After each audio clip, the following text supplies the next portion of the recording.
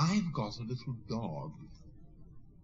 I'm not going to leave it there. I'll tell you some more about this dog. He's a delicious little chap. He attends a dog obedience school, and he's doing jolly well, actually.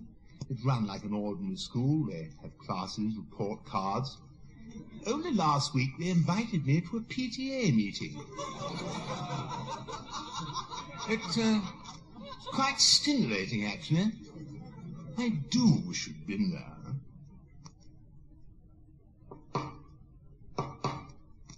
Will you please come to order? Please be seated. The refreshments will still be there after the meeting. Order, order. We must set the pets a good example, and the way you're all digging into that cheese dip would set them back a month. Now, let's simmer down, please. Thank you. Now, first, I would like to introduce myself to the newcomers with us. I am Mrs. Chesington Crab, your principal, known to one and all as Old Fetch. I thought that would titillate you.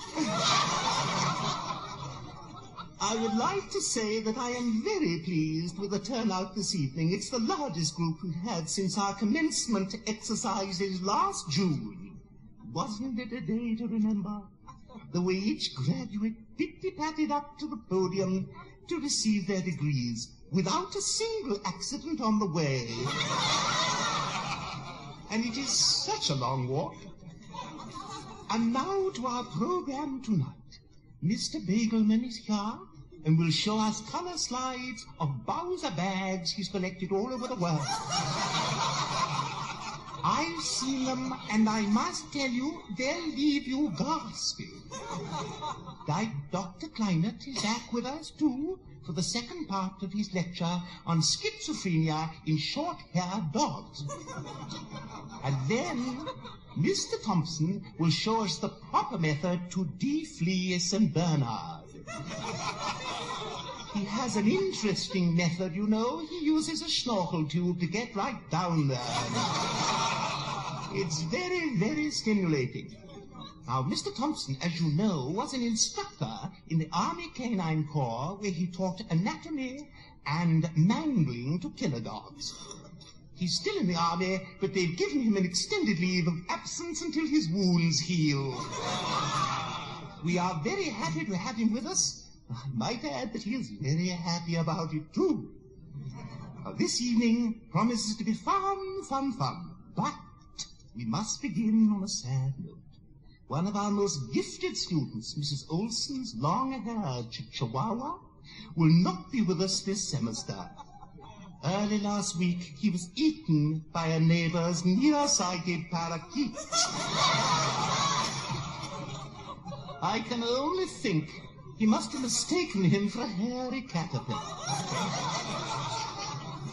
Mrs. Olson is still in a state of shock and unable to receive visitors. Mr. Olson suggests that you do not send flowers or candy. As you know, Mrs. Olson has hay fever and already weighs 207 pounds.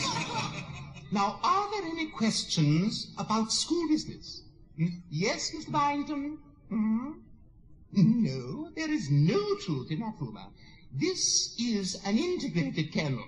Now, I'll explain about Mr. Tyson's mongrel dog. We had no objection to the dog. It was Mr. Tyson we didn't like. He has no background. Yes, Mrs. Parker? Of course we all know your poodle, Gigi. Charming little lady. Good. Are you sure? It shows. Well, it couldn't be one of our male poodles.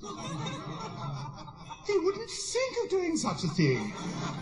Now, don't become hysterical, Mrs. Parker. We shouldn't be discussing this in mixed company. In any case, there are P-U-P-P-I-E-S present. Name calling won't help, Mrs. Parker. why don't we go into my office and talk it over there? Please, Mr. Bagelman, will you start your slides? Please, please. Now, Mrs. Parker, frankly, whatever happened is as much your fault as anybody's. The way you sent her to school in those pink booties and reeking of our page. Mr. Bagelman, the slides, please, please. Down, down, Mrs. Parker.